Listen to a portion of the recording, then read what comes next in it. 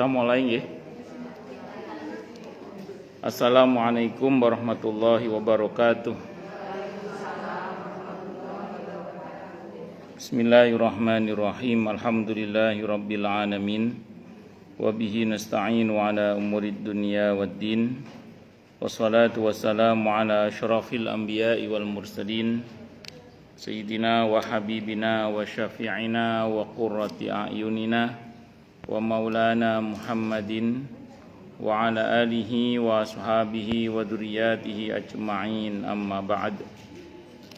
Asyhadu an la ilaha illallah wa asyhadu anna Muhammadar Rasulullah wa ufawwidu amri ilallah, innallaha basirum bil ibad. Hasbiyallahu la ilaha illa huwa alaihi tawakkaltu wa huwa rabbul arsyil azim.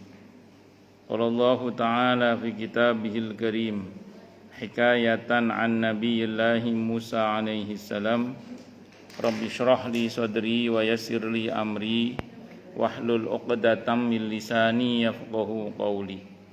Para asatidzah, para ibu-ibu sekalian, hafizani wa hafidhakunallah, bil khusus segenap pengurus Majelis Ta'lim ibu-ibu Masjid Baitur Rahman Kemang Pratama 3 dan sekitarnya, yang semoga pengurusnya dan jamaahnya selalu dalam naungan rahmat, barokah, perlindungan serta bimbingan Allah Subhanahu wa taala. Amin Allahumma amin insyaallah. Dan tentu saya doakan semoga kemuliaan ibu-ibu sekalian selalu dijaga dan ditingkatkan terus oleh Allah Subhanahu wa taala sebagai seorang muslimah, sebagai seorang istri, sebagai seorang ibu, dunia hingga surga. Amin Allahumma amin insyaallah. Allahumma inna nas'aluka ilman nafi'a wa rizqan thayyiba wa amalan mutaqabbala wa fatahallahu lana alaina futuhal arifin. Allahumma inna na'udzubika min ilmin la yanfa' wa amalin la yurfa' wa qalbin la yakhsha' wa du'a la yusma'. Allahumma ati anfusana taqwaha wa zakkiha anta khairum man zakkaha anta waliyuha wa maulaha. Amin Allahumma amin insyaallah. Masih melanjutkan kajian kita tentang kitab At-Tadhkirah karya Al-Imam Al-Qurtubi rahimahullah rahmatan wasi'ah wa rahimallahu ulama al-muslimin. Qala al-muallif rahimahullahu ta'ala wa nafa'ana bihi wa bi'ulumihi fid dharain amin. Bismillahirrahmanirrahim. Halaman 505, betul nggih? Bagian itu doa para nabi itu betul. Mana? 505 bagian mana?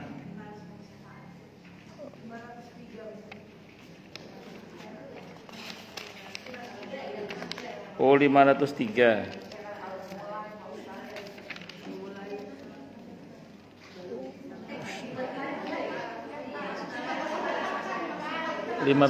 Yang bagian mana?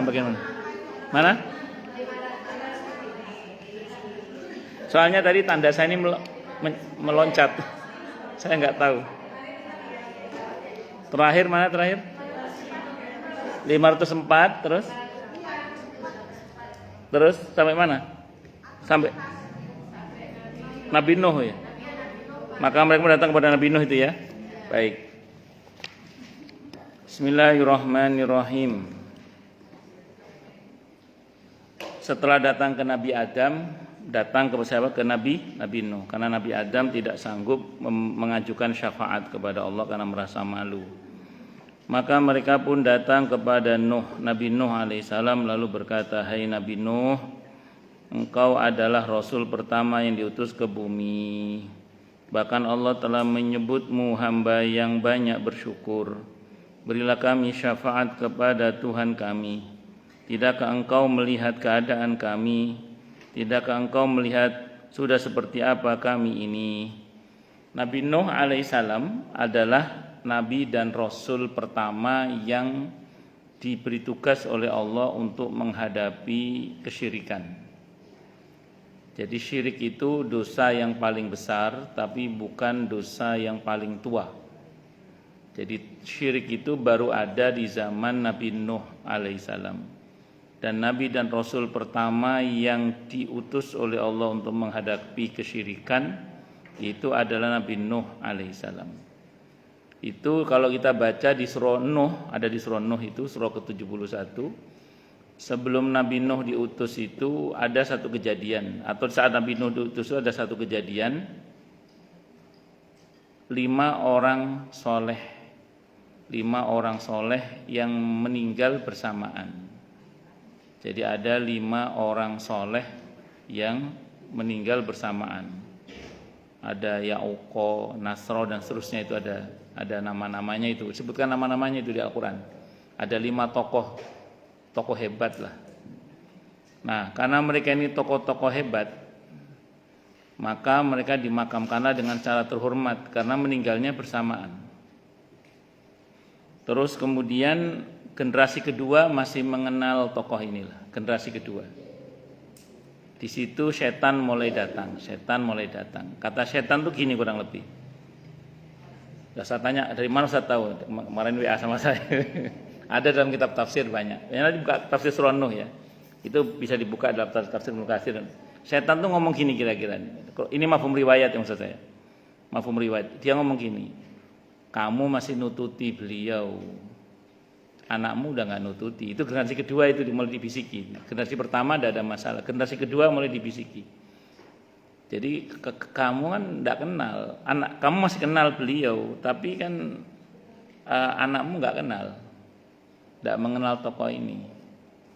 Supaya anakmu kenal dan tahu wajahnya, buatlah patungnya gitu. Buatlah patungnya. Akhirnya idenya masuk nih. Oh iya ya, kalau saya kan masih kenal tokoh ini, masih pernah ngeliat lah masa kecil saya. Tapi anak saya kan udah nggak kenal tokoh ini. Ngerinya ntar kehilangan jejak lagi. Ya udah deh, saya buatin patungnya deh. Dibuatkanlah patungnya. Patungnya itu awalnya untuk mengenang sang tokoh itu aja. Ini tokoh ini. Itu aja sebenarnya awalnya itu. Nah, terus kemudian generasi ketiga kan, generasi kedua habis masuk generasi ketiga. Generasi ketiga itu ya apa namanya? Ya tahu ini, oh ini tokoh yang Bapak pernah cerita. Oh begini wajahnya gitu. Nah, terus lama-lama setan datang lagi ke generasi ketiga ini, mulai membumbukan cerita-cerita yang berlebihan lah tentang tokoh ini. Ya sudah, generasi berikutnya sujud sudah itu, dituhankan sudah setelah itu. Ya, jadi generasi berikutnya udah menuhankan patung-patung itu. Jadi karena ceritanya dilebih-lebihkan, terus kemudian akhirnya ya generasi berikutnya yang nggak kenal ya segitu. Nah itu Nabi Nuh itu punya PR itu. Nabi dan Rasul pertama yang dapat PR menghadapi kesyirikan itu adalah Nabi Nuh alaihissalam itu Nabi Nuh. Nabi Nuh itu orangnya bukan cuma sabar, sawab bawar beliau. Beliau termasuk ulul azmi minar rusul. Satu di antara 5 nabi yang Allah akui kesabarannya hebat. Itu Nabi Nuh alaihissalam. Beliau berdakwah selama 1000 tahun kurang 50 tahun. Jadi orang dulu umurnya panjang-panjang. Nabi Nuh itu usia dakwahnya saja Nabi Nuh itu 1000 tahun kurang 50 tahun usia dakwah beliau. Maka zaman Nabi Nuh itu kalau ada orang meninggal, si fulan meninggal usia berapa? 300 tahun, kasihan masih muda meninggal gitu. 300 tahun itu kasihan masih muda meninggal. Itu seperti itu. Singkat kata singkat cerita, akhirnya Nabi Nuh ini kan sekarang orangnya sawabar, tapi selama 1000 tahun kurang 50 tahun itu beliau hanya mempunyai pengikut sekitar 80 orang. Jadi berdakwah selama 1000 tahun kurang 50 tahun itu beliau hanya dapat 80 orang yang beriman.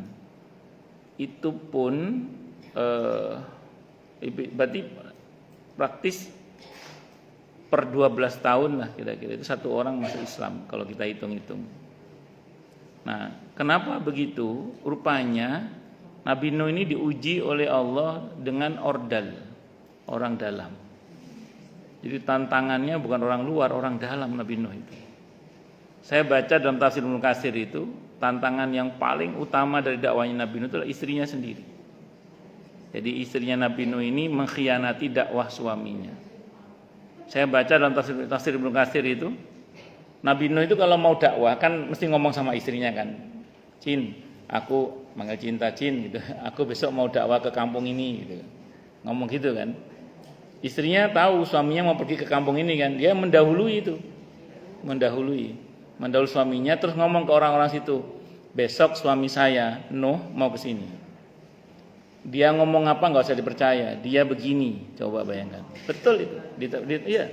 Dia ngatain suaminya gini. Itu. Bu, dalam dunia dakwah, dalam dunia politik, dalam dunia ketokohan, dalam dunia persilatan, itu kalau sehebat apapun sang suami, kalau istri komentar, jatuh dia. Betul. Maaf ya, ada seorang tokoh, politisi lah misalnya, yang dipuji-puji, diwawancara di sebuah media misalnya, di sebuah televisi nasional misalnya, dia diwawancara. Terus TV lain ngundang istrinya, sama-sama live, sama-sama disiarkan secara langsung. Itu yang satu ngundang istrinya, di sini dipuji-puji, di sini istrinya ngomong, siapa? Suami saya. Langsung jatuh ratingnya itu langsung. Makanya kan beberapa orang kalau mau nyalon jadi apa gitu ya, nyalon tuh ke salon, bukan. Kalau mau nyalon itu mesti istrinya dan berapa banyak pejabat yang jatuh gara-gara ulah istrinya kan? Iya, itu. Dan berapa banyak tokoh yang juga jatuh gara-gara ulah istrinya. Nah, makanya saya ulang sekali lagi, ya, Nabi Nuh itu tantangannya di situ. Berat itu, Bu. Jadi yang dihadapi oleh Nabi Nuh dalam dakwah itu adalah istrinya. Nah, istrinya Nabi Nuh tidak pernah tahu, dia diam-diam perginya gitu. Nah, kaumnya taunya begitu Nabi Nuh datang, ingat omongan istrinya. Ya udah, berat itu, Bu. Gitu. Makanya Al-Quran sampai mengatakan dan dua wanitanya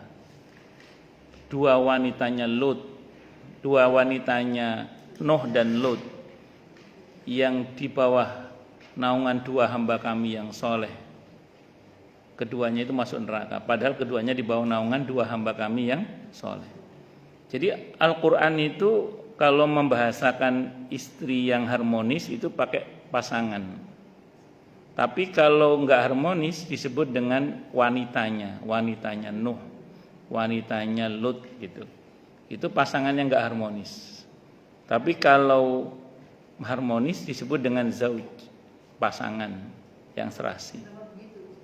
Ya berarti itu bahasa Quran. Kan kalau zauj itu kan pasangan sehati. Oh gitu. Ujiannya, Bu. Kan setiap nabi punya ujian yang berbeda-beda. Setiap nabi punya ujian yang berbeda-beda. Enggak usah jauh-jauh, kita aja lah. Kita berumah tangga ini kan cobaannya beda-beda tuh. Ada yang suaminya benar, istrinya Sri Minggat itu contohnya lagunya, Sri Minggat itu.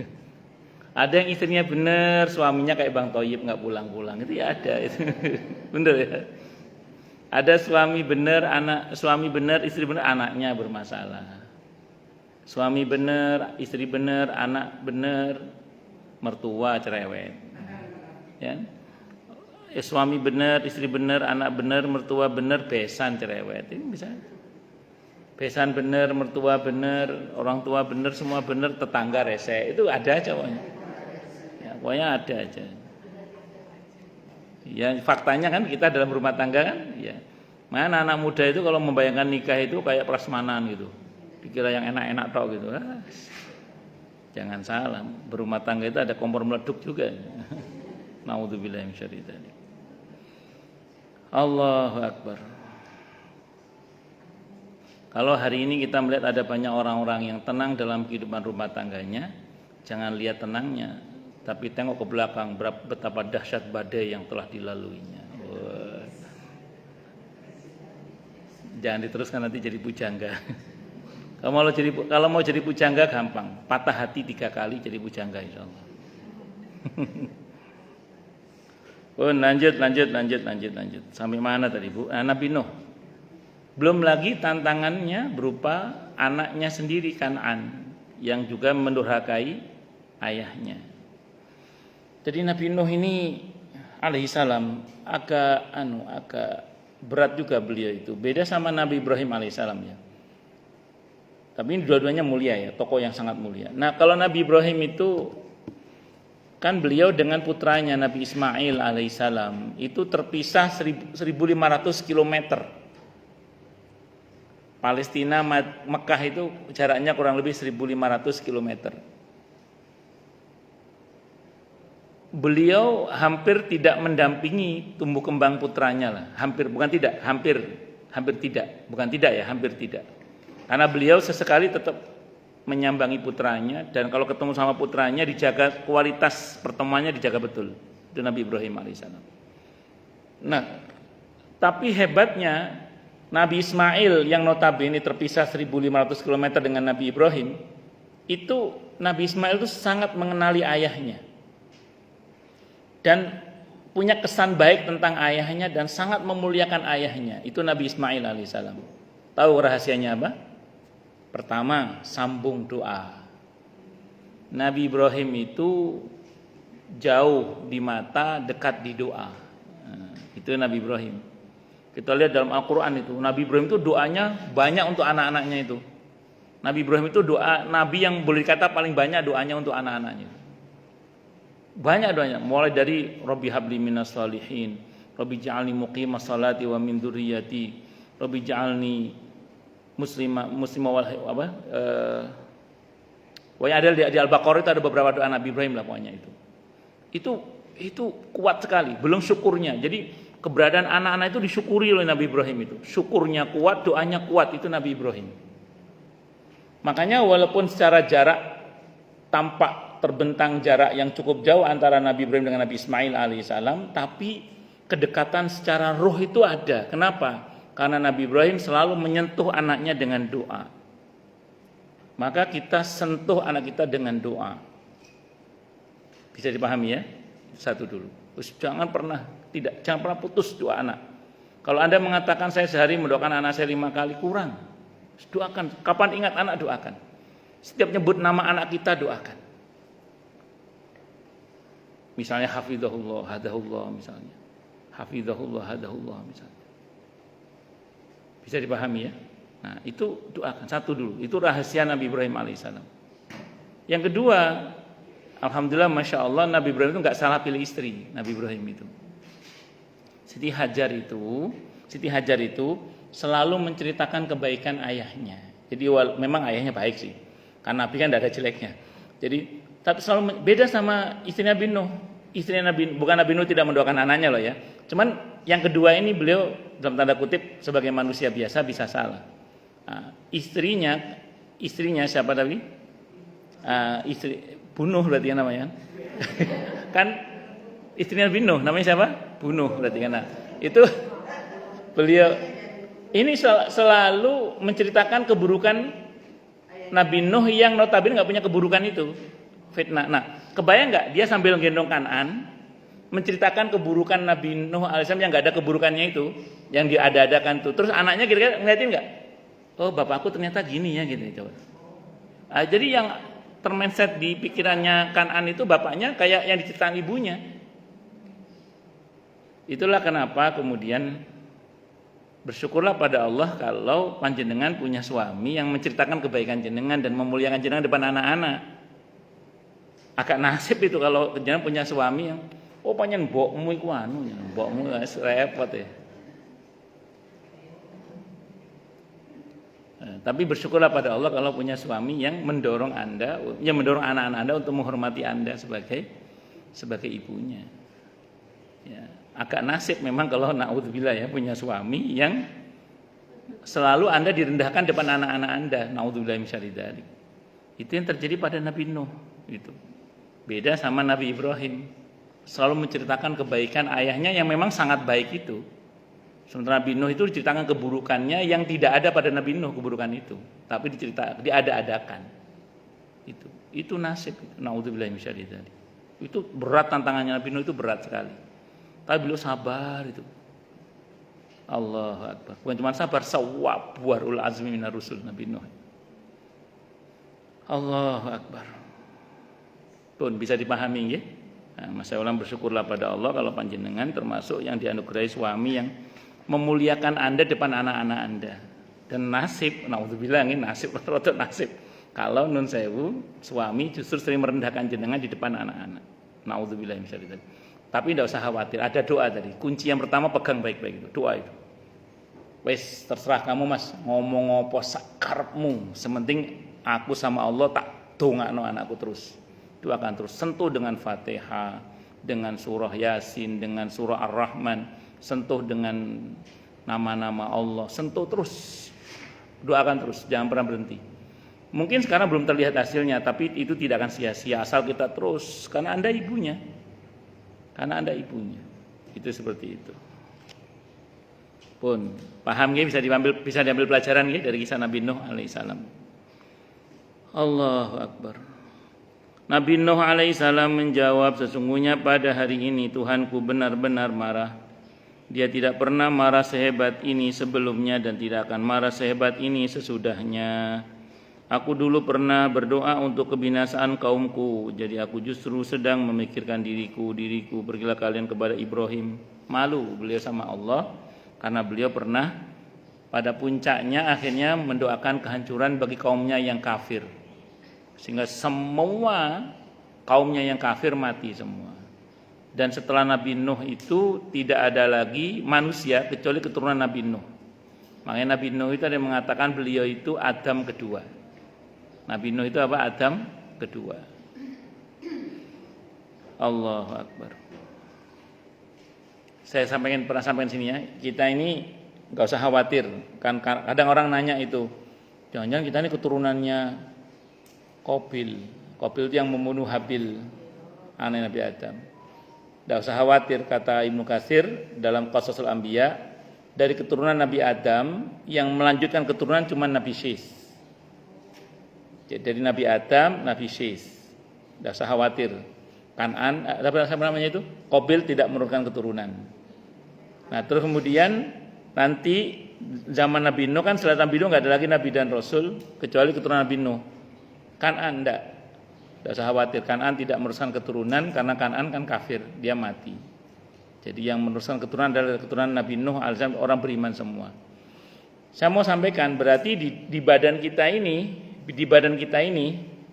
mengalir darah orang-orang yang mulia. Maksud saya itu di badan kita ini loh mengalir darah orang-orang yang mulia. Darah siapa? Pertama darah Nabi Adam alaihissalam, darah Nabi Syis alaihissalam, darah Nabi Nuh alaihissalam. Berarti apa? Berarti semua kita punya potensi menjadi orang baik. Dan semua kita punya potensi menjadi mulia. Karena di darah kita mengalir darah orang-orang yang mulia. Mungkin tidak semua kita darah biru. Darah merah lah rata-rata kita kan. Tapi maksud saya semua kita punya kesempatan yang sama untuk baik. Kita punya kesempatan yang sama untuk mulia insya Allah. Kenapa? Karena di dalam darah kita mengalir darah Nabi Adam alaihissalam, mengalir darah Nabi Nuh, Nabi Syis alaihissalam, dan mengalir darah Nabi Nuh alaihissalam. Enggak usah khawatir. Semua kita punya potensi menjadi baik. Itu seperti itu. Pun lanjut nggih. Maka mereka pun datang kepada Nabi Ibrahim alaihissalam lalu berkata, "Hai Ibrahim, engkau adalah Nabi Allah dan Khalilnya di antara sekalian penduduk bumi. Berilah kami syafaat kepada Tuhanmu. Tidakkah engkau melihat keadaan kami? Tidakkah engkau melihat sudah seperti apa kami ini?" Jawab Nabi Ibrahim alaihissalam kepada mereka, "Sesungguhnya pada hari ini Tuhanku benar-benar marah. Dia tidak pernah marah sehebat ini sebelumnya dan tidak akan marah sehebat ini sesudahnya." Lalu dia menyebut beberapa dusta yang telah lebih tepatnya bukan dusta ya, tapi bohong. Dusta sama bohong beda. Nanti konteksnya nanti saya cerita insyaallah. Lalu dia menyebut beberapa bohong, bukan dusta. Kalau dusta itu buruk. Kalau ini kan bukan dusta, tapi lebih pada strategi yang telah dilakukannya. Jadi aku justru sedang memikirkan diriku pergilah kalian kepada orang lain, pergilah kepada Musa. Nabi pernah menjelaskan sebenarnya kondisi bohongnya Nabi Ibrahim itu kondisi yang memang beliau harus bohong. Sehingga beliau tidak berdosa. Kenapa? Ceritanya gini. Nabi Ibrahim ini kan beristrikan Siti Sarah. Siti Sarah alaihissalam. Siti Sarah ini menurut satu riwayat, ini penjelasan para ulama yang pernah saya baca ya. Jadi Ibu Hawa, istrinya Nabi Adam alaihissalam, kecantikan separuh wanita di dunia ini diambil oleh Ibu Hawa. Jadi kecantikan wanita sejagat itu separuhnya diambil oleh Ibu Hawa. Jadi Ibu Hawa itu orangnya cantik pakai kof. Manusia pertama. Nah, Siti Sarah istrinya Nabi Ibrahim itu seperempatnya. Tapi ini kata para ulama ya wallahu alam. Dan memang dalam catatan sejarah memang cantik Nabi Siti Sarah ini. Pakai kof, ya pakai kof. Kol-kol. Kenapa Bu? Enggak terkenal begitu. Yang terkenal cantik Siti Sarah yang kedua. Sisanya yang seperempat dibagi ke semuanya ini. Bu Popi, Bu Rinda, dibagi suka Bu Dona, dibagi semua ini.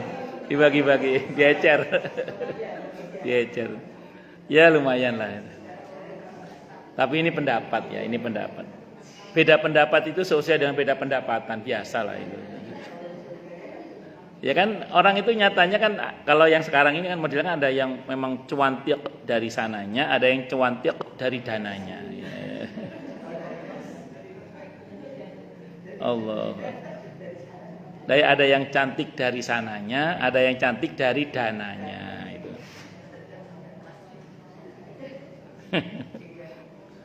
Tapi tidak cantik itu relatif, nggih. Relatif. Allahu Akbar pun lanjut. Cantik itu relatif, buruk akhlak itu absolut. Gitu ya. Jadi cantik itu apa? Relatif. Tapi kalau buruk perangainya itu absolut. Absolut jeleknya gitu maksudnya. Berapa banyak orang yang tampak ganteng, tampak cantik, tapi nyebelin kan banyak. Itu seperti itu. Pun sampai mana tadi Bu? Oh ya Nabi Ibrahim alaihissalam. Nah, Siti Sarah kan cantik dalam satu perjalanan.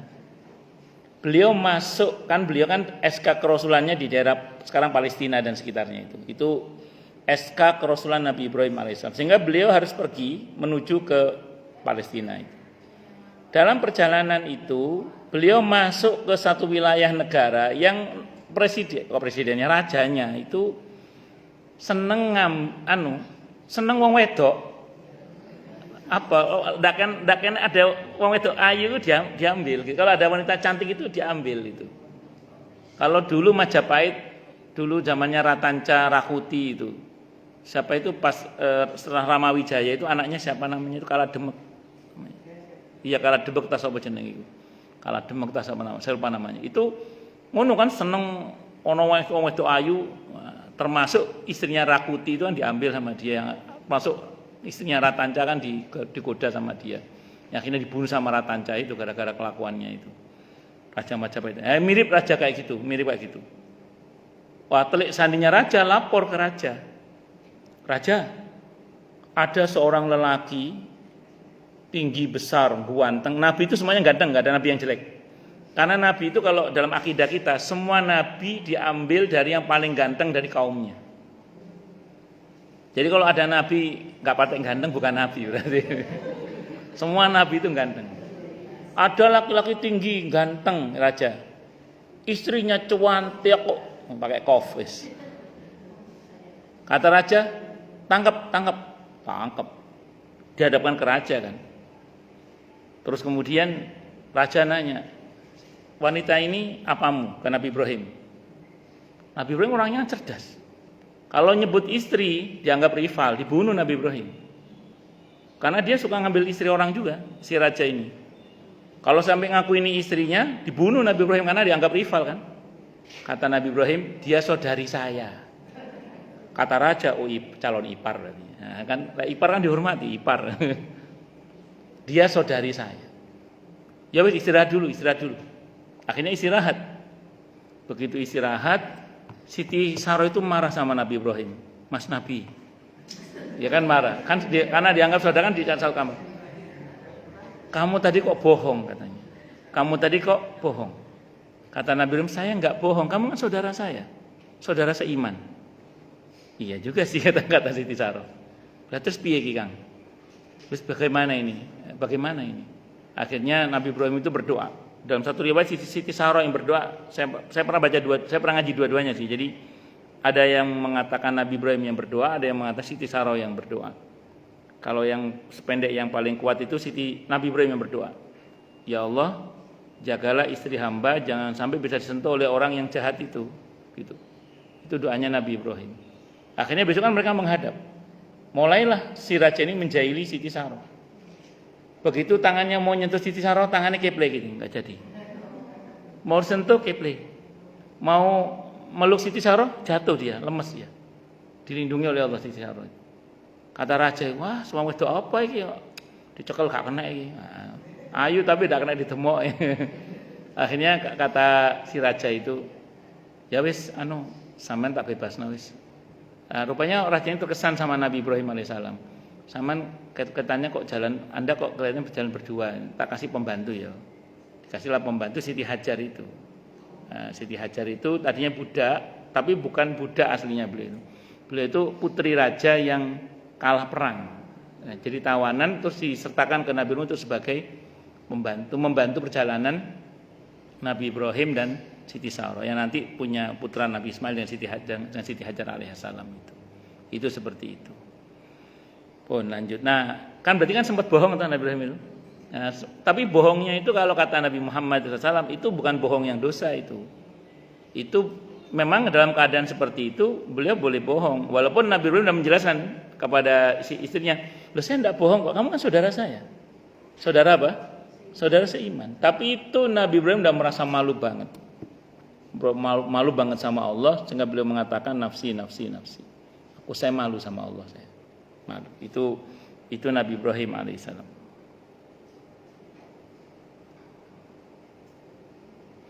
Terus kemudian maka mereka pun datang kepada Nabi Musa alaihissalam lalu berkata, "Hai Musa, hai Nabi Musa, engkau adalah Rasul Allah. Allah telah mengutamakan engkau daripada sekalian manusia dengan risalahnya dan telah mengajakmu berbicara." Allah pernah bicara langsung dengan Nabi Musa alaihissalam. Jadi di antara nabi yang kepadanya Allah pernah bicara secara langsung itu adalah Nabi Musa alaihissalam, tidak via Jibril. Berilah kami syafaat kepada Tuhanmu. Tidakkah engkau melihat keadaan kami? Tidakkah engkau melihat sudah seperti apa kami ini?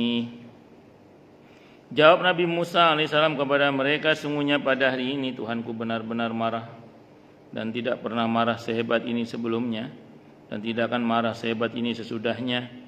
Sesungguhnya aku dulu pernah membunuh seorang manusia yang tidak diperintahkan kepadaku untuk membunuhnya. Pergilah kalian kepada Isa alaihissalam. Nabi Musa itu dalam Al-Quran diceritakan pernah membunuh orang Qibti, orang Mesir. Ceritanya kan saat itu Bani Israel itu bangsa yang dijajah. Nah saat itu bangsa yang menjajah, bangsa Qibti, Mesir itu lagi menganiaya atau ada konflik dengan Bani Israel. Nabi Musa jiwa nasionalismenya keluar gitu. Melihat istrinya orang Bani Israel lagi dikerjain sama orang Qibti itu beliau enggak terima. Dibela lah orang Bani Israel itu. Dipukul orang Qibti itu. Wah, Nabi Musa itu orangnya kuat. Sekali pukul mati itu orang Qibti itu. Nabi Musa itu orangnya kuat, Bu. Wong batu yang menutup sumur yang hanya bisa diangkat oleh beberapa orang itu Nabi Musa diangkat sendiri itu kan di Al-Qur'an ceritakan ketika putri-putrinya Nabi Syuaib itu mau ngambil air itu loh. Kan butuh tenaga beberapa orang.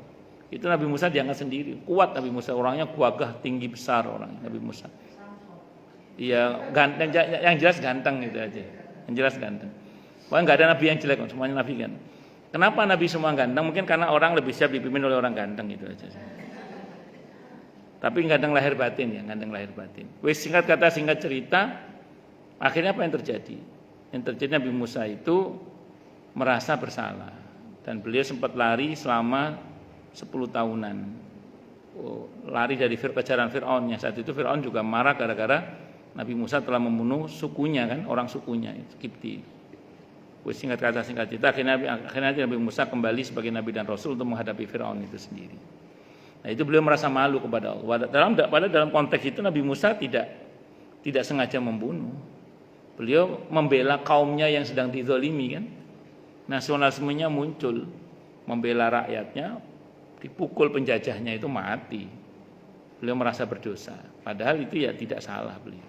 Tapi beliau itulah orang-orang beriman ya. Para nabi dan rasul yang sangat dekat dengan Allah itu enggak salah aja merasa salah. Begitulah hubungan para kekasih dengan kekasihnya. Para nabi dan rasul dengan Allah kan hubungan kekasih dengan kekasihnya. Seorang kekasih itu enggak salah aja merasa salah. Para nabi dan rasul itu kan enggak punya dosa. Tapi istighfarnya jangan tanya, tobatnya jangan tanya. Seperti dulu panjenengan ketika masih pengantin baru itu loh. Enggak salah aja sama suami, maaf mas. Padahal enggak salah padahal. Dulu sekarang ya mudah-mudahan masih sekarang. Ikan kita kalau kita sayang sama seseorang, cinta sama seseorang itu kan dikit-dikit minta maaf. Sama anak kita aja gitu. Maaf, oke maafin mama. Padahal kita enggak salah ada. Kenapa? Karena orang yang sedang jatuh cinta itu biasanya sangat sensitif, peka terhadap orang yang dicintai. Jangan sampai yang dicintai itu kecewa misalnya. Dikit minta maaf. Sehingga orang dulu mengatakan kalau sama suami itu jangan rebutan benar, rebutan salah. Kalau saya komentar, enggak, dua-duanya salah juga itu. Rebutan salah itu maksudnya enggak mas saya yang salah. Suami enggak dia aku yang salah gitu. Tapi itu enggak bagus juga kalau diteruskan. Aku yang salah Dik, aku mas yang salah, aku yang salah. Jadi berantem juga kan, sama juga. Yang betul saling mengerti. Ngatongnya saling mengerti. Allahu Akbar. Lanjut sampai mana tadi Bu? Maka mereka pun datang kepada Nabi Isa alaihi salam. Lalu berkata, "Hai Nabi Isa, engkau adalah Rasul Allah. Engkau telah pandai berbicara kepada manusia selagi masih dalam buayan. Engkau adalah kalimat darinya yang dia sampaikan kepada Maryam dan roh dari ciptaannya, maka berilah kami syafaat kepada Tuhanmu. Tidakkah engkau melihat keadaan kami? Tidakkah engkau melihat sudah seperti apa kami ini?" Nabi Isa alaihissalam itu nabi yang diberi mukjizat oleh Allah. Bahkan beliau termasuk nabi dan rasul sejak masih balita, masih dalam buayan ibunya. Kalau kita bicara tentang kisah Nabi Isa alaihissalam, itu bermula dari ibunya Siti Maryam alaihissalam yang punya cita-cita ketika hamil. Beliau mengatakan, inni nadartu ma fi batni muharraran fataqabbal minni. Ya Allah, saya nadarkan yang di perut saya ini nanti akan jadi muharrar. Muharrar itu ya semacam ulama. Karena ayahandanya Siti Maryam alaihissalam namanya Imron, itu imam masjid. Imam Masjidil Aqsa.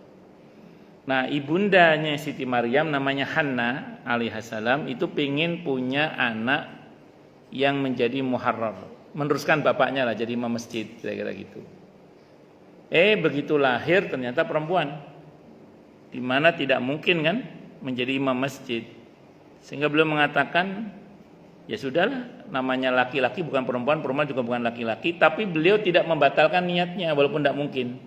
Siti Maryam tetap dikader menjadi ulama dengan cara dipesantrenkan kepada Nabi Zakaria alaihissalam.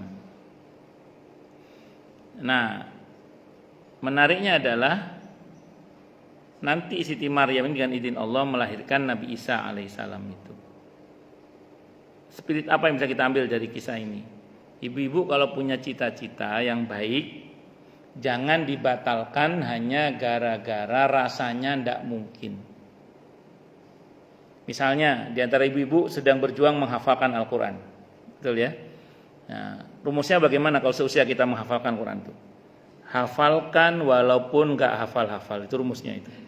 Iya kan betul ya? Kan itu rumusnya itu, iya betul. Iya, pokoknya hafalkan walaupun apa? Nggak hafal-hafal. Lupa 3, hafal 3, lupa 2, hafal 2, lupa semua, itu udah biasa itu.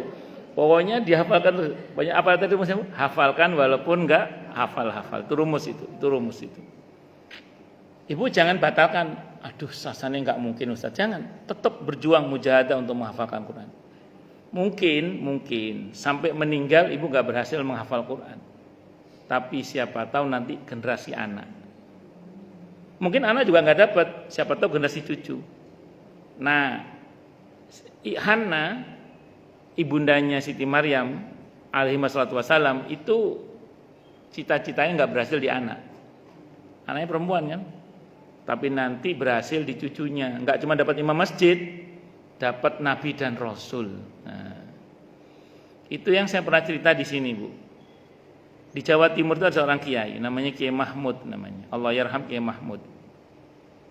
Beliau itu semasa hidupnya berusaha menghafalkan Al-Qur'an. Sampai wafat itu enggak hafal-hafal beliau itu. Generasi putranya enggak semuanya hafal Al-Qur'an 30 juz. Sekarang generasi cucu, putranya masih ada, generasi cucu mulai lahir sekarang cucu. Sekarang cucunya hampir semua cucunya hafal 30 juz Al-Qur'an. Dan cucunya jumlahnya puluhan cucunya itu. Generasi kakeknya enggak berhasil, putranya enggak semuanya hafal, cucunya sekarang hampir semua cucunya hafal Al-Qur'an. Nah, ibu-ibu sekarang mujahadah aja hafal Al-Qur'an walaupun enggak hafal-hafal. Siapa tahu nanti kena di anak. Energinya itu kena ke anak atau nanti di cucu. Udah mujahadah, jangan dibatalkan hanya gara-gara nggak mungkin. Udah mujahadahnya, mohon sama Allah terus. Nah, Kiai Mahmud ini Allah yarham, beliau juga punya cita-cita bikin masjid yang besar di kampungnya. Beliau punya cita-cita bikin masjid yang besar di kampungnya itu. Sampai beliau wafat masjid itu tidak terwujud. Sekarang ini di generasi putranya masjid besar berdiri dengan izin Allah melalui tangan-tangan putra-putranya, putra-putrinya, Masya Allah. Jadi di beliau nggak berhasil karena rasanya tidak mungkin, tapi nggak dibatalkan niat itu, tetap beliau niatkan itu. Makanya jenengan kalau punya niat itu jangan dibatalkan, niat yang baik ya, jangan dibatalkan hanya gara-gara tidak mungkin. Itu seperti itu. Bisa dimengerti namanya. Nah, itu. Jadi miliki niat yang baik. Itu satu dulu. Yang kedua, kita tahu bahwa Siti Maryam itu ketika hamil tanpa suami, bukan zina ya, tapi sebagai anugerah dari Allah itu, kan beliau bingung itu, sempat bingung di cerita Al-Quran. Karena bingung gini, nanti bagaimana saya menjawab tuduhan masyarakat saya? Oh, beliau sudah sempat mikir yang aneh-aneh kan, sempat mikir mati juga itu. Tapi bukan bunuh diri, bukan. Andai kan beliau mati aja, udah mikir gitu aja. Tapi begitulah orang yang bertakwa ya. Allah punya solusi di luar dugaan. Allah punya solusi di luar dugaan. Pertama, beliau melahirkan itu di kebun kurma, bukan di kebun cemara, tapi di pohon. Ini maaf, ini versi Quran ya. Kalau 11 saya enggak tahu lah, terserah. Saya bilang ini enggak, kan saya bilang itu versi 11 saya enggak tahu. Saya bicara versi Quran ya, versi Quran. Yang kalau Al-Quran kan Siti Maryam melahirkan di kebun kurma, bukan di kebun cemara. Terus kemudian ada air yang memancar, bukan salju. Yang saya mohon maaf, ini dalam Al-Quran ya. Terus melahir di kebun kurma, bukan di kandang kambing. Betul itu Quran yang menceritakan. Itu. Dan di luar dugaan beliau ternyata Nabi Isa yang dalam bulan itu sudah bisa bicara, mengkonfirmasi bahwa ibunya tidak berbuat yang seperti yang dituduhkan.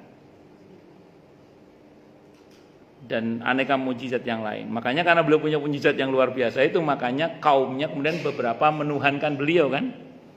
Nah, itulah yang Nabi mengalami trauma yang sangat luar biasa karena beliau diutus di periode di mana Nabi sebelumnya dituhankan. Nabi kan traumatik, di periode traumatik beliau itu. Nabi kita Muhammad SAW itu diutus di periode di mana Nabi sebelumnya dituhankan. Makanya beliau itu oleh Allah dibuat dan atas permohonan semua karena Allah ya semuanya. dibuat oleh Allah, Nabi itu sisi kemanusiaannya sangat kental sekali, sehingga tidak ada potensi orang untuk menuhankan beliau. Makanya orang-orang yang menghina Nabi kita Muhammad SAW itu selalu menyerang sisi kemanusiaan beliau, yang tentu karena dijelek-jelekan jadi itu diada-adakan. Tapi sisi kemanusiaannya itu yang diserang, dan itu pun beberapa diada-adakan. Nah, catatan pentingnya, saya kalau baca itu saya tersenyum, tapi saya juga sedih dan marah.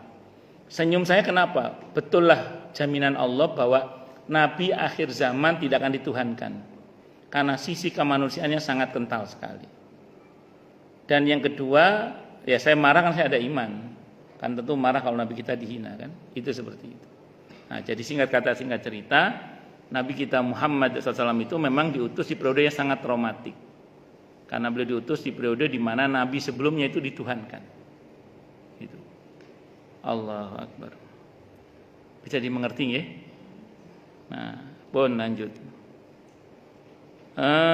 Datang ke Nabi Isa alaihissalam. Maka mereka pun datang kepada Nabi Isa alaihissalam lalu berkata, "Hei Isa, insyaallah kita akan bahas di pertemuan yang akan datang." Silakan yang mau tanya dulu deh. Tanya, protes, marah boleh, silakan.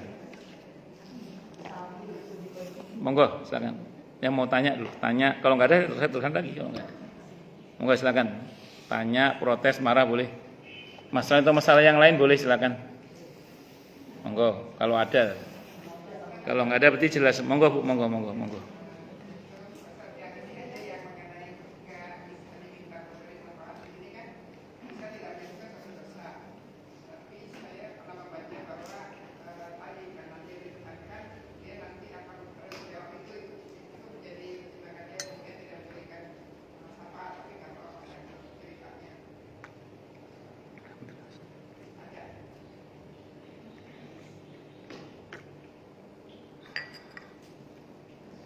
Secara prinsip semua nabi tadi nggak ada dosa Bu sebenarnya. Karena nabi itu kan tidak berdosa. Nabi itu bisa salah tapi tidak mungkin berdosa, itu nabi. Karena nabi itu semuanya maksum. Maksum itu artinya terhindar dari dosa. Kalau Nabi Isa kan di sini kan dijawab begini. Jawab Nabi Isa, sungguhnya pada hari ini Tuhanku benar-benar marah.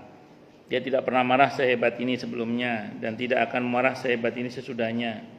Isa tidak menyebutkan suatu dosa, jadi aku justru sedang memikirkan diriku.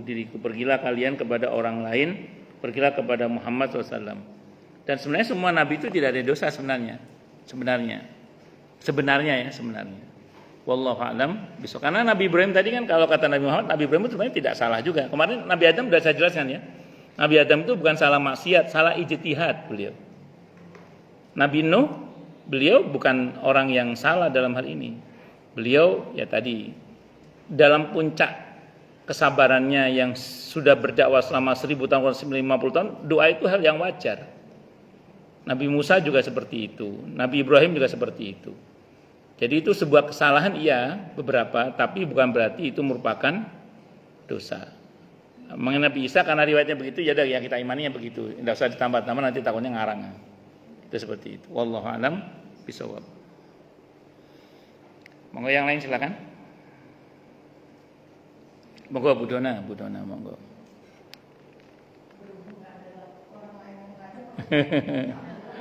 Nggih. Monggo.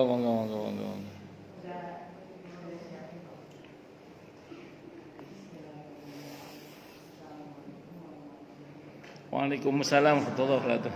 Oh nggih, monggo Bu Indah. Bu Indah pamit dulu, monggo. Monggo Bu Dona, monggo.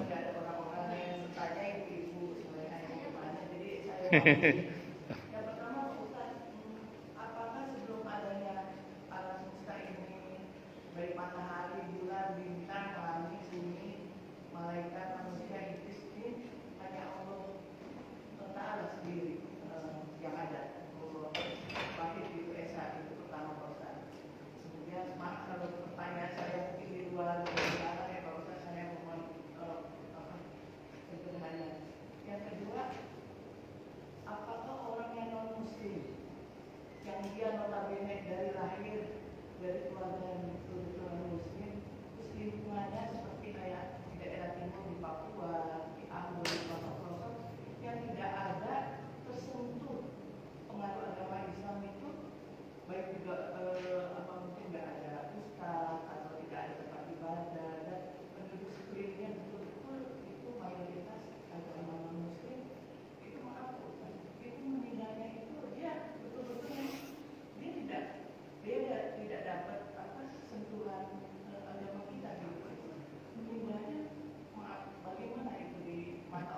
Baik, baik.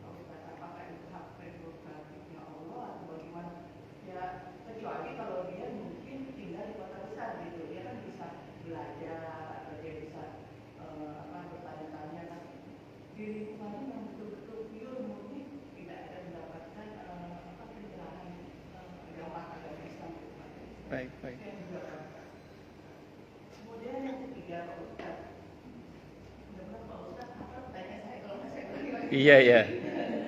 Yang ketiga, apakah orang yang meninggal misalnya di tahun yang sebelum-sebelumnya kayak 1800 tahun sebelum Masehi itu, Pak Ustaz, dia kan sudah lama meninggalnya. Pak Ustaz, apakah itu dia disiksa sampai sekarang? Sedangkan orang yang baru meninggal misalnya di tahun ini, dia baru meninggal misalnya taruhlah masih 1 hari 2 hari, disiksanya baru. Itu yang di dalam benak saya kasihan dong yang udah meninggal lama itu siksaannya lama sampai mereka menumpuk kekayaan dan tahan. Itu bagaimana? Baik. Betul. Yang pertama saya tadi Assalamualaikum. Yang pertama tadi tentang betul. Yang pertama gini. Allah itu punya sifat. Yang sifat ini hanya Allah yang punya, yaitu wujud. Wujud itu artinya ada. Selain Allah tidak ada. Itu dasarnya dulu. Itu dasar akidah kita. Jadi Allah itu punya satu sifat yang itu hanya Allah yang punya, yaitu wujud. Wujud itu artinya ada. Berarti selain Allah itu tidak ada. Ya, selain Allah itu tidak ada. Tapi ada Ustaz, bukan ada, diadakan. Sehingga ini kaidah dasar ya, ini kaidah dasar. Tidak ada sesuatu yang tadinya tidak ada kemudian menjadi ada kecuali ada yang mengadakan. Saya tidak menggunakan rumusnya Syekh Dangdut Romai Rama yang mengatakan adanya alam ini bukti adanya Tuhan itu. Karena kalau dikatakan bahwa adanya alam ini adalah bukti adanya Tuhan, berarti kalau alam gak ada berarti Tuhan gak ada, nggak begitu. Jadi yang betul kaidah dasarnya adalah tidak ada sesuatu yang tadinya tidak ada kemudian menjadi ada kecuali pasti ada yang mengadakan. Sebagian orang yang kemarin dengan sains mengatakan alam ini ada dari ketiadaan. Itu mustahil. Bagaimana mungkin sesuatu yang tidak ada mengadakan sesuatu yang ada? Itu mustahil. Yang mungkin adalah sesuatu yang mungkin adalah yang maha ada menciptakan yang tadinya tidak ada menjadi ada. Itu yang mungkin. Dan yang maha ada itu adalah Allah. Nah, jadi makanya Allah itu Al-Wahidul Ahad. Esa tunggal yang mendahului tanpa ada yang terdahulu tanpa ada yang mendahului. Itu Allah. Bisa dimengerti nggih? Nah, terus Allah bikin proses penciptaan kan? Melalui kalau orang fisika nyebut Big Bang itu kan, menurut orang fisika itu Big Bang itu. Kalau ada orang yang mengatakan begini, kemarin ada ledakan di sana, tahu-tahu jadi masjid, percaya nggak jenengan? Ada orang ngomong, tadi ada ledakan di sana, tahu-tahu jadi masjid, percaya nggak jenengan? Kalau kita ngomongnya apa? Nggak mungkin tiba-tiba lah, pasti ada yang bikin masjid itu. Kalau kita mengatakan bahwa ada ledakan Big Bang, terus tahu-tahu menjadi, nggak mungkin. Tapi itu otomatis, bukan otomatis, diotomatiskan. Tunjukkan ke saya mana yang otomatis. Tunjukkan ke saya mana yang otomatis. Pintu pesawat bukan otomatis, diotomatiskan. Pintu mall bukan otomatis, diotomatiskan. Pintu lift bukan otomatis, diotomatiskan. Semua diotomatiskan. Jadi alam ini tidak terjadi begitu saja. Pasti ada yang menyengaja. Tidak ujuk-ujuk macegah kelinga betul tiba-tiba jadi. Pasti ada yang menyengaja itu. Apalagi sistemnya begitu sangat teraturnya. Dan tidak mungkin nggak ada yang menyengaja itu. Iya. Makanya orang-orang yang mengingkari adanya Tuhan itu ya, dia sedang berkelahi dengan dirinya sendiri. Karena itu menyalahi fitrahnya sebenarnya. Bisa dimengerti ya? Dalam keyakinan kita itu adalah Allah Subhanahu wa taala. Dan Allah detail memberitakan itu dalam Al-Qur'an. Makanya informasi Al-Quran itu semakin kesini semakin terbukti bersesuaian dengan sains kan. Ilmu pengetahuan yang ditemukan terbaru itu banyak sekali yang para fisikawan modern itu tidak sanggup menemukan jawabannya pakai teori mereka, tapi ketemunya di Al-Quran misalnya. Ya, saya bukan ahlinya, nanti silakan dibaca sendiri, Anda yang lebih tahu lah. Itu satu dulu ya Bu ya, satu dulu. Yang kedua, berkenaan dengan orang yang tidak pernah tersentuh oleh ajaran Islam sama sekali. Ya, tidak tersentuh oleh ajaran Islam sama sekali, entah karena faktor geografis atau faktor keterbelakangan mental misalnya, sehingga tidak bisa menerima kebenaran itu karena dia tidak sering mailbox misalnya, terus atau apapun lah kendalanya. Ini rumus dalam Islam ya. Orang yang tidak pernah menerima risalah Islam sama sekali, informasi Islam sama sekali, itu dijamin oleh Allah di surah Al-Isra ayat 15. Tolong bacakan terjemahannya, Bu. Surah Al-Isra surah ke-17 ayat 15. Tolong bacakan terjemahannya. Ya, surah ke-17 ayat 15. Ketemu? Monggo. Nggih, monggo.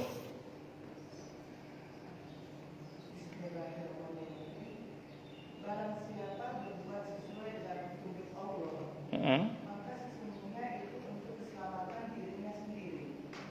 Dan barang siapa tersesat, maka sesungguhnya kerugian itu bagi dirinya sendiri. Yeah. Dan seorang yang berdosa tidak dapat memikul dosa orang lain. Terus? Tetapi kami tidak akan menyiksa sebelum kami mengutus seorang rasul. Orang yang tidak sampai kepadanya risalah seorang rasul, Allah janji nggak akan menyiksa dia. Nah, ini berbeda dengan orang yang sudah menerima informasi kebenaran dari para nabi dan rasul, tapi kok dia mengingkarinya, itu baru dia berdosa kalau begitu. Nah, makanya selagi hal itu tidak pernah sampai kepada dia dimaafkan. Nah, itulah yang pernah saya sampaikan di sini kemarin ya. Sababun nuzul surah Al-Baqarah ayat 62 tentang innalladzina amanu walladzina hadu wan nasara wassabiina man amana billahi wal yaumil akhir wa amila salihah falahum ajruhum inda rabbihim wala khaufun alaihim walahum yahzanun. Di ayat ini dikatakan sesungguhnya orang-orang beriman, orang Yahudi, orang Nasrani, penyembah dewa-dewa, kata Allah dalam ayat asal mereka beriman kepada Allah dan hari akhir dan berbuat kebaikan, maka bagi mereka pahala dari sisi Tuhan mereka dan mereka tidak akan merasakan ketakutan dan kekhawatiran. Nah, dan mereka tidak akan bersedih hati. Artinya apa? Ayat ini kan kalau zahirnya seolah-olah mau Muslim, mau Yahudi, mau Nasrani, mau penyembah dewa, asal dia beriman kepada Allah dan hari akhir dan berbuat kebaikan, dia pasti masuk surga. Tapi ayat ini tidak begitu sebenarnya. Ayat ini berkaitan dengan pertanyaan Salman Al-Farisi radhiyallahu anhu. Salman Al-Farisi itu sebelum masuk Islam beliau agamanya Nasrani. Sebelum Nasrani beliau agamanya Majusi. Majusi itu menyembah dewa. Sementara kalau Nasrani ya agama Nasrani itu. Nah, sebelum Muslim dia Nasrani. Beliau nanya ke Nabi kita Muhammad SAW, ya Rasulullah, saya punya teman-teman, punya guru-guru, punya saudara-saudara yang sebelumnya mereka ini memeluk agama Nasrani, ada yang Majusi. Mereka sudah mati sebagiannya, yang mereka mati dalam keadaan belum menerima kerasulan Nabi Muhammad SAW. Kira-kira mereka masuk surga atau masuk neraka? Nabi nggak jawab, yang jawab Allah langsung. Disampaikanlah bahwa tidak usah khawatir, mereka dijamin tetap masuk surga, tidak disiksa oleh Allah. Kenapa? Karena mereka meninggal dalam keadaan belum menerima kebenaran Islam, belum sampai kepadanya risalah Islam, maksudnya gitu. Bisa dipahami ya? Itu seperti itu. Nah, adapun orang-orang yang sudah menerima risalah Nabi kita Muhammad SAW, tapi dia menolaknya, itu ada pertanggungjawabannya. Karena dia sudah menerima informasi itu, kalau dia menolak, nanti akan ada pertanggungjawabannya. Karena innas sam'a wal basara wal fuada kullu ulaika anhu mas'ula. Karena pendengaran, penglihatan dan hati itu semuanya kan dimintai pertanggungjawaban. Itu jawabannya Bu ini. Wallahu alam bisawab. Itu yang kedua. Yang ketiga tadi apa Bu? Oh, ya.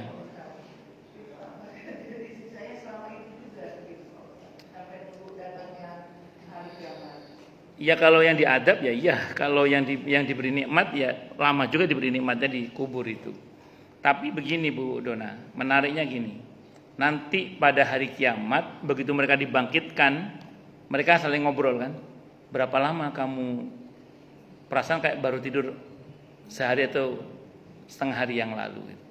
Jadi perasaan mereka ini begitu bangun, walaupun yang sudah mati ribuan tahun atau jutaan tahun yang lalu, itu perasaannya kayaknya baru kemarin aja kejadiannya.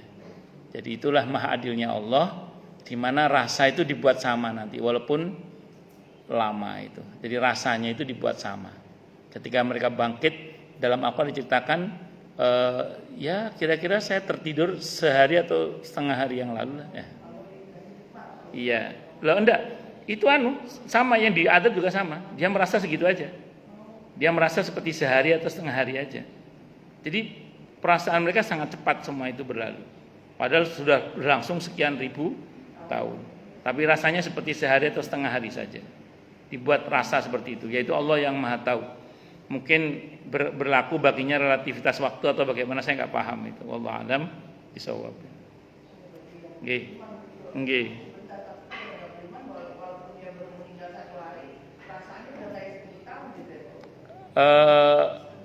Enggak, nanti begitu bangun rasanya seperti sehari aja. Begitu bangun nanti dia milih hari kebangkitan rasanya seperti sehari atau setengah hari aja. Rasanya itu. Tapi ditampakkan ya. Apanya Bu? Ditampakkan ya Ustaz. Dunia Iya selama menjalaninya, iya selama menjalani di barzah itu ditampakkan semuanya. Iya di alam barzahnya. Tapi begitu nanti dibangkitkan rasanya seperti sehari atau setengah hari saja. Semoga Allah selamatkan kita dari siksa kubur. Amin. Insyaallah. Oke, monggo.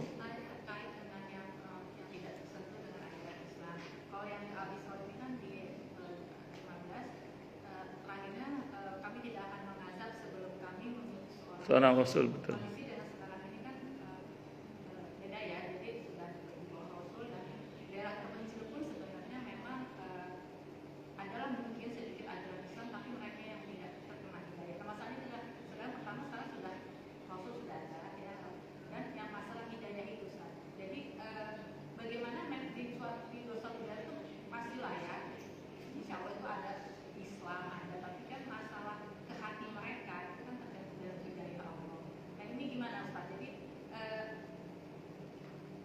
Hidayah Allah itu kan menentukan sekali. Sementara bagi mereka yang memang dari keluarga yang tidak sama sekali tidak keluarganya kafir semua lah gitu. Faktor nanti dihubungkan dengan hidayah Allah ini gimana? Wallahu a'lam bishawab ya. Saya tidak tahu saya tidak tahu detailnya maksud saya mengenai apa yang Ibu sampaikan terkait dengan kondisi orang-orang tertentu yang mungkin tidak tersentuh oleh hidayah sama sekali. Itu tidak mungkin karena sekarang Islam kan sudah sampai di mana-mana. Tapi terlepas dari itu, kalau saya bicara kemungkinan, mungkin saja Bu ada orang yang tidak tersentuh itu. Kalau kita bicara kemungkinan ya, mungkin karena faktor geografis atau faktor keterlambatan dalam berpikir atau apapun lah. Ada banyak hal yang mungkin membuat dia tidak sampai kepada risalah. Jadi bukan soal diutusnya seorang nabi Bu, tapi soal tidak sampainya risalah kepada yang bersangkutan, itu maksudnya. Iya betul.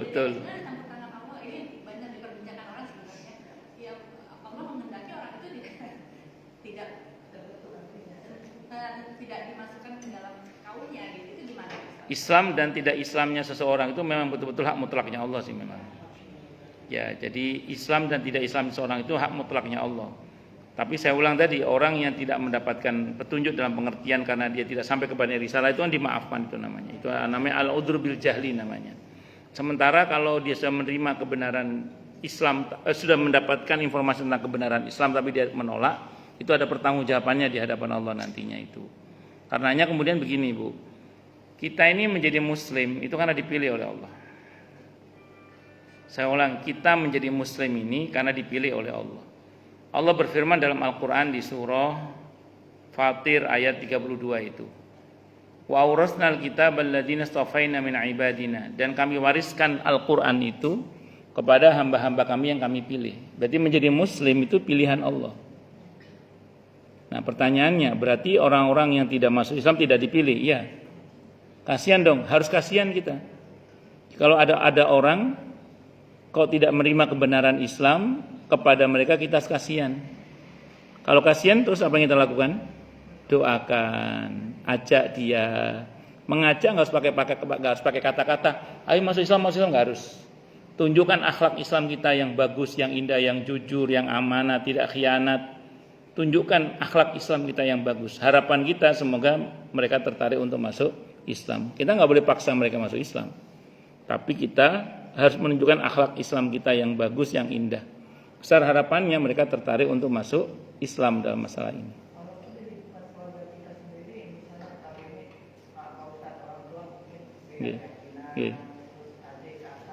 Ya, kan kita tidak wajib, kan kita tidak boleh memaksa, tapi menampakkan akhlak Islam kan bagus, tidak ada masalah. Siapa tahu dan semoga dengan akhlak Islam kita itu mereka tertarik untuk masuk Islam. Tunjukkan akhlak Islam kita itu seperti itu.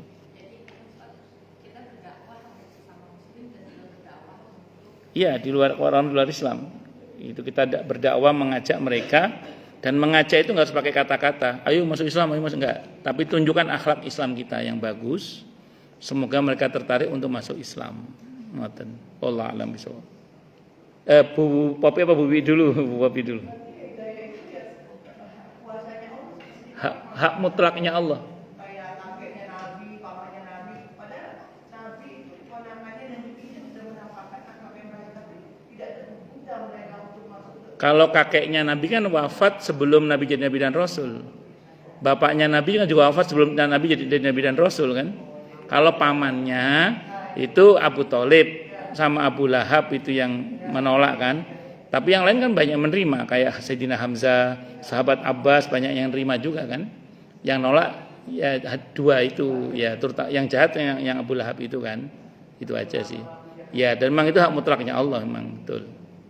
Bu Kopi dulu, Bu Kopi. Nggih monggo Bu Kopi.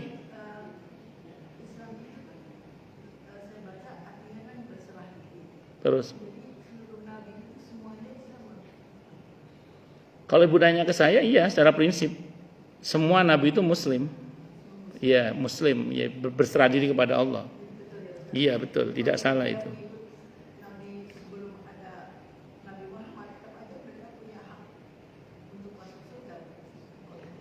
Iya, karena kan mereka punya nabi sendiri, punya nabi masing-masing. Nggih. Betul. Nggih, sampai. Monggo Bu Wiwi.